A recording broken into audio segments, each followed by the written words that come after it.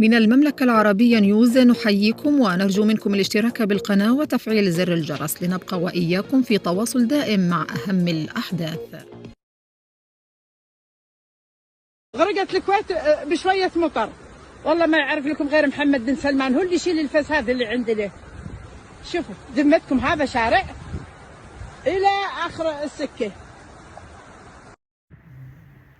تداول ناشطون عبر مواقع التواصل الاجتماعي مقطع فيديو لمواطنة كويتية تهاجم فيه حكومة بلادها بشدة عقب غرق المنطقة التي تسكن فيها بفعل غزارة الأمطار التي شهدتها البلاد.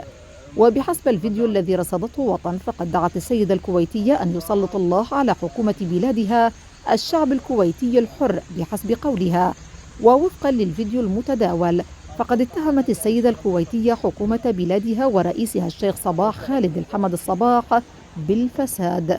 وعبرت المواطنة الكويتية في الفيديو عن استيائها الشديد جراء غرق الشوارع دون إيجاد حل، في إشارة منها إلى تجاهل المسؤولين لهذه الأوضاع بشأن غرق الشوارع.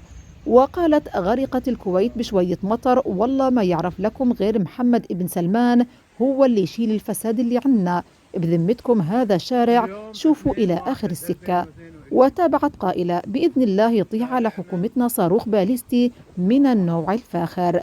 وتوالت ردود الأفعال المستاءة من البنية التحتية في الكويت من قبل المغردين بفعل ما تسببت به الأمطار، مطالبين بضرورة الكشف عمن نفذ مشاريع البنية التحتية في البلاد ومحاسبته، مؤكدين أن هذا ما كان ليحدث لولا الفساد الذي ينخر في جسد الحكومات المتتابعة.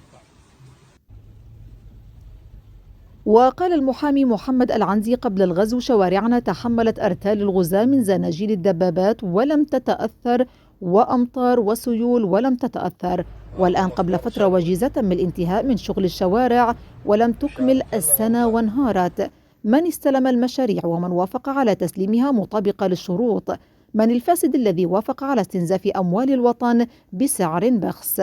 وقال المغرد فواز فرحان: فاقت كمية المطر بالأمس 70 ملم في بعض مناطق الكويت، ولكنها لم تغرق، بينما غرقت مناطق أخرى لم تتجاوز كمية المطر فيها 10 ملي، وبعضها تم تجديد شوارعها حديثا.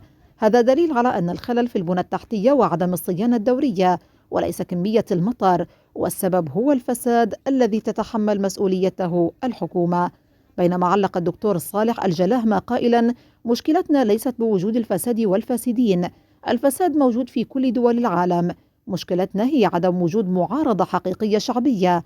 المعارضة الحالية هي معارضة شخصانية بحتة تحقق أهداف انتقامية ومنفعة شخصية فقط، ولا عزاء للكويت وشعبها.